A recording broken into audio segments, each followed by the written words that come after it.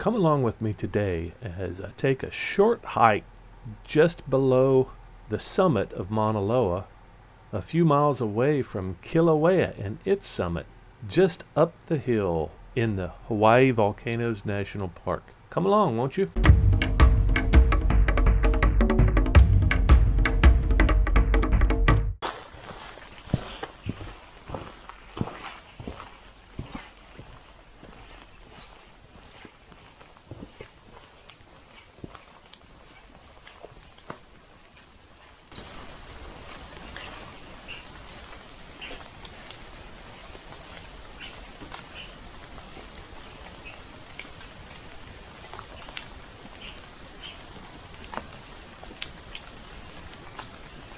I haven't gone very far on this trail and already realize why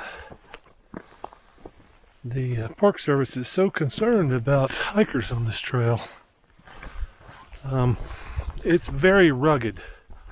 I mean, it's lava. There are some flat spots, but there are a lot of tricky little holes and great places to turn your ankle. As you can see right here, walking across some of this stuff. I mean, you may look at me and go, Don, you're crazy. What I'm trying to say is, if you're 15, 16, 25 and you're fit and in good shape, this is not really a big challenge.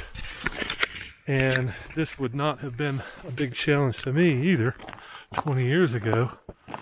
But the older I get, the weaker I get, despite trying to overcome my age and failing body. Just seems like everything is a bit more of a struggle. And not to mention, we're at 6,600 feet, and I'm not sure the signs that were warning hikers of the dangers went far enough. I mean, you can see right now there's a good bit of moisture out here, but what you can't really see, what doesn't really pop out to you, at least on camera, is the fact that the weather changes so quick around here. Probably 10 o'clock this morning, it was probably blue skies all around. It's closing on 3 o'clock now, and it could be raining any minute. Not just that, but this trail ascends to the summit, the caldera of Mauna Loa at 13,600 feet. It gets really cold up there, and it gets really cold really fast when the sun starts going down. So freezing temperatures. Not just that, it's a long journey. They had several sections here broken up into 3, 4, 7 hours. So I read somewhere that it was a 3-day trip.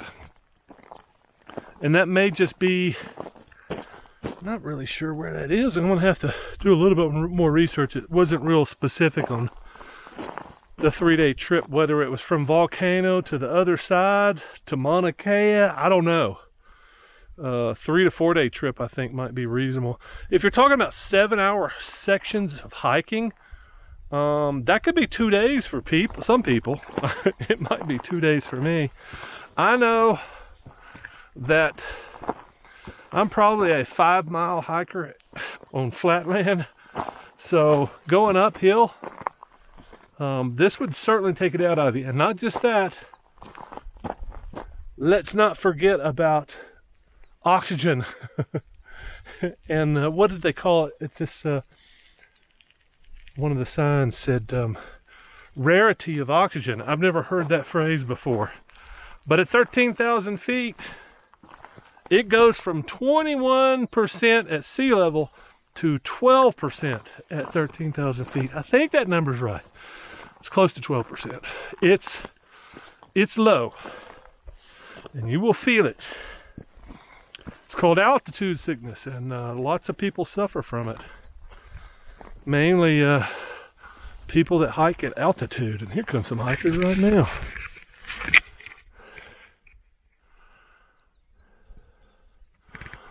Hope y'all don't mind me filming. Oh, no worries. This is about my turnaround point anyway. was talking about altitude sickness and how far up did you guys go? 8,000 feet. Okay, that's a good hike. Yeah, that's what, a mile or two from here? 2.5. Okay. Yeah. So well, that was a nice discussion. They gave me a little bit more detail about what's going on out here on the trail. So it gets a little bit, they went up about 2.5 miles. And man, I would say this would probably be the day to go if you don't want to work up a sweat. This is pretty nice weather. But you gotta be into the whole foggy English countryside too. And this is definitely one of those things, I would say. I'm really impressed by the diversity of the foliage and the smells that I'm smelling up here. It's a very interesting smells. And those hikers that I just passed said the trail became more interesting going up, and I believe it. More like climbing. I will come out here. I think that's maybe should be my next goal. Come out here on a day when I'm prepared, maybe a little bit earlier, and do a 2.5 mile hike. I am quite certain I could make it to 8,000 feet. Just 2 miles, right? I still haven't published my hike to Shipman Beach, which is a very interesting hike. And it was physical,